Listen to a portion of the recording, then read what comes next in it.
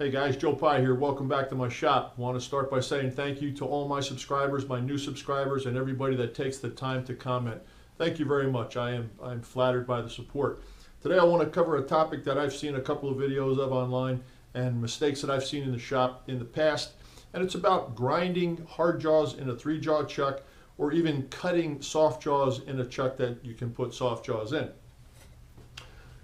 The whole point that I want to make today is not necessarily how to grind the jaw, but how to set the chuck up for a proper grind and you get the results that you're hoping to get. I've seen a lot of guys put rings around the jaws and open the chuck up, and as the jaw hits the ring, it tightens up and it allows you to pass through the center with a tool post grinder. But why is that not a good idea? What's actually happening? So let's take a look. Be good if I could see too, right? Okay, I just happen to have a giant pair of plywood hard jaws laying around, and let's just assume for this demonstration that this is a 2-piece jaw. I will talk about a 1-piece jaw, but let's start with the 2-piece jaw. The red line is the channel in your chuck where your jaws slide back and forth, and this is the scroll. When these jaws are closing down on a part, and the contact is out here, when the closing forces are down here, this is technically what it's doing. It will kick, it will lift up against anywhere in the channel on your chuck. This is very much the same kind of force if you were down low pushing a table across the floor and the legs on the other side hung up. As soon as it hits the restriction, it's going to want to lift. This is the exact same thing that's going on with your chuck jaws. And I'm going to take you out to the shop and I'm going to put an indicator on the face of the jaw, and I'm going to show you how to pick up and look at and see where it's worn out and just many different things. Anyway, okay, as the jaws come close and hit your part, when you torque it, it kicks just a little bit. I'm going to do this greatly exaggerated so you can see. But when it kicks, it actually opens up on some part of the piece you're trying to hold, and it applies more pressure in a different area because the jaws lift. Okay, when they lift, they separate. So when you're doing a ring around the jaw and you're pulling out, you're doing the whole thing in reverse. So if this is the position that your jaws are in when you grind them, you can see to the center line of your machine what happens to the jaw. You cut a taper onto that jaw, and that makes it even worse when it's back in this situation. Now the jaws are normally very hard versus the body of the chuck.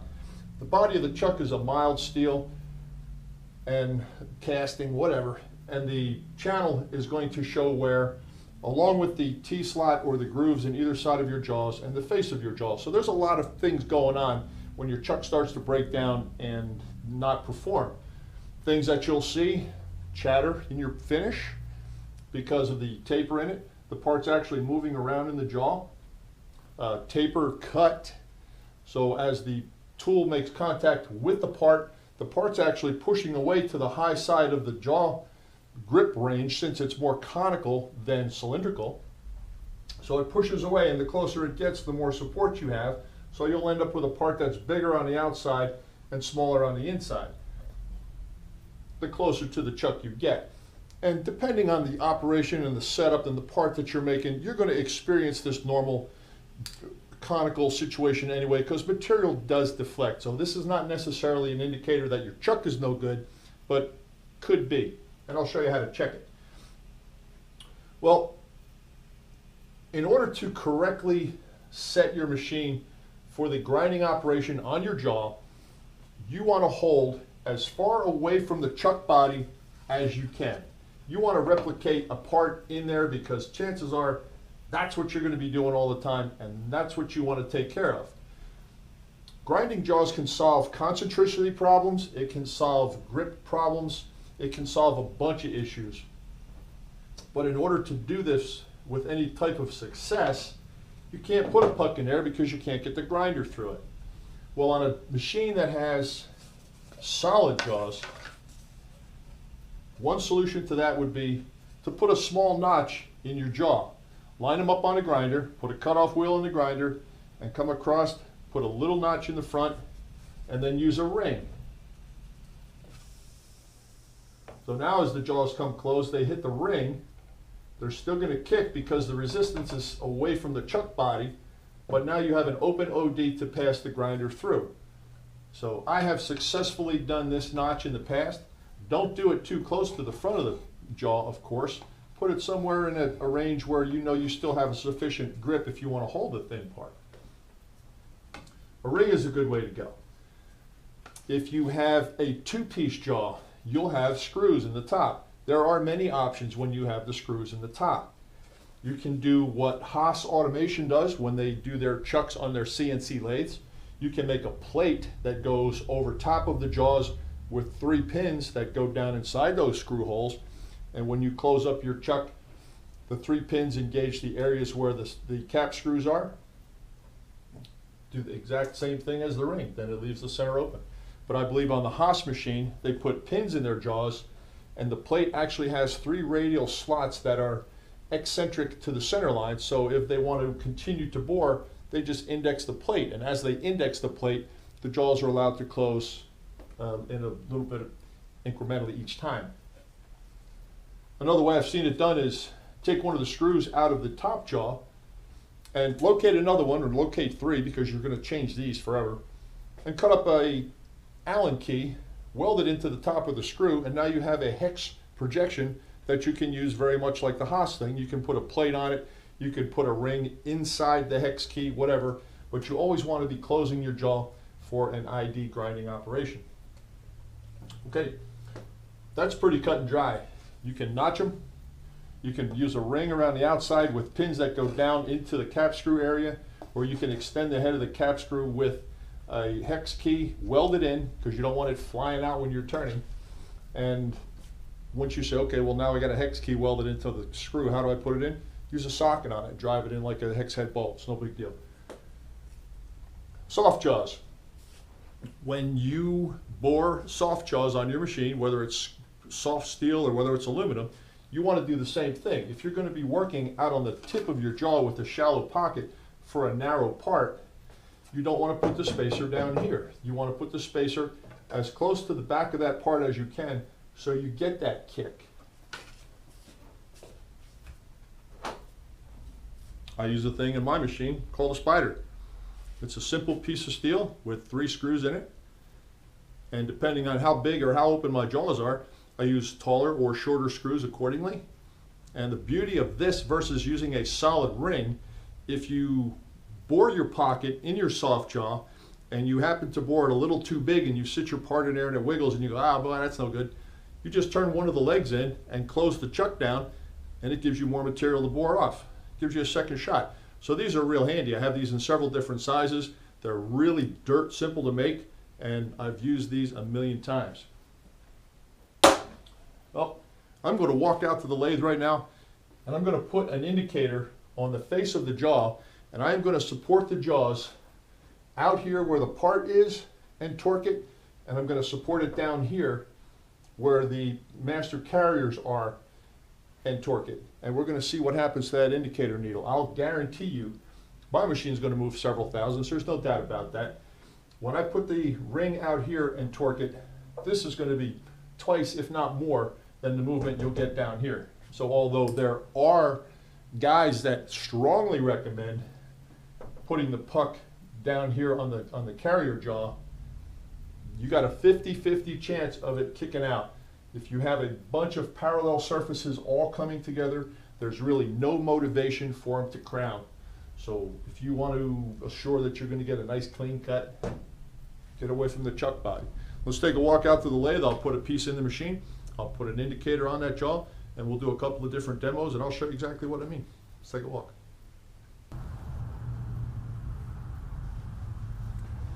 Okay guys, the first thing I'm going to do is put an indicator on my tool post.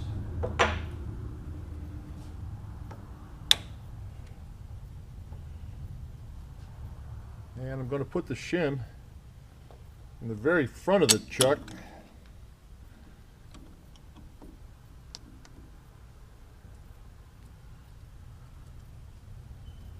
And Now you can see that's pretty loose, right?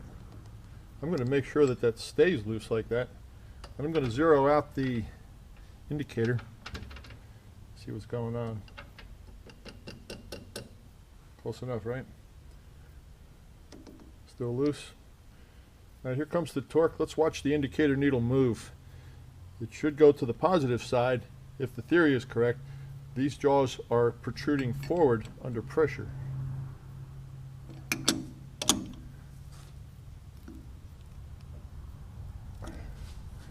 Okay, 3.5 thou, almost a solid 4, which I'm not shocked about that. It's all right. And that's torqued to about my working pressure.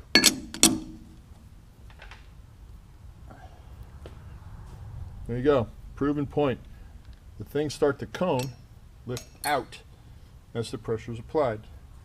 Now I'm going to put the exact same spacer behind the jaws, and I'm going to pick up on the carrier or the master jaw inside the chuck body.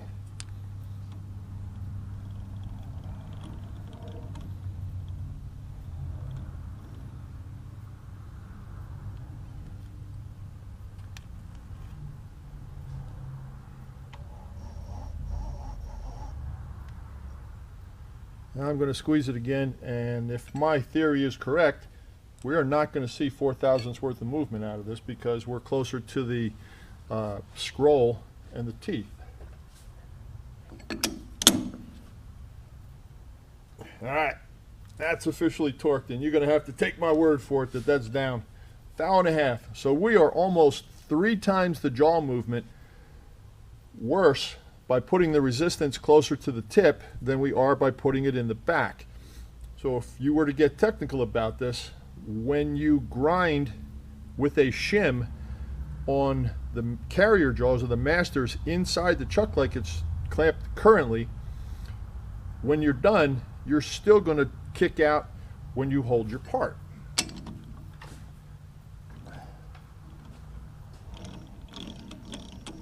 All right. That's pretty clear. You can't argue with that. Let me grab the spider, and we're going to just show you exactly how that spider fits in there.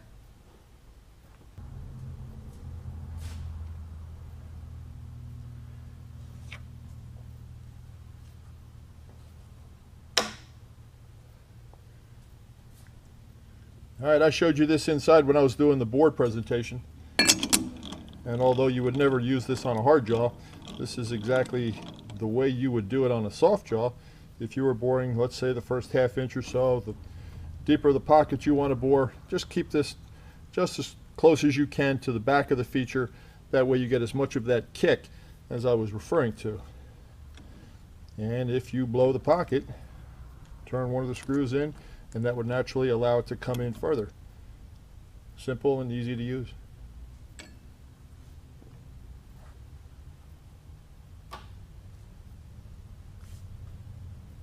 All right, well, I think the indicator pretty much proves everything. You can see the jaws moving, you can see where the resistance is, and you can get a pretty good mental picture of exactly what's happening, what's kicking with your jaws. And if you want to get a real good feel for how bad your chuck is or isn't, use different size spacers and do the exact same thing and see where the jaws move the most. It'll be a pretty good indicator whether the chuck body's worn out or whether the jaws are worn out or where it's worn out, etc. Anyway, I hope this sheds some light on the topic. It's always nice to know the why behind the how. And if you have any questions, put them in the comment line below. One closing thought. The pantograph plans for the mill are done finally. I said I would do it, and I did. I'm currently working with a territorial sales manager for Snap-on Tools and a local distributor to get you guys the absolute, I mean rock bottom, absolute best price on the air grinders that we use in that setup. So we're waiting for all of the logistics of that to be set up before I can get promo codes. And when I do, I'll post another shorty video and say, hey guys, it's all ready to go. So go to the website, check it out, get the promo code, and save yourself a buttload of money on that grinder. That's all I got for you. Chances are I'm not going to be posting any more videos in the next couple of days. So Merry Christmas to everybody that celebrates Christmas. I hope you all do. And if you don't, then whatever holiday you are celebrating, I hope that's the best it can be as well. Until next time, Joe Pye, Advanced Innovations, Austin, Texas. I'm out.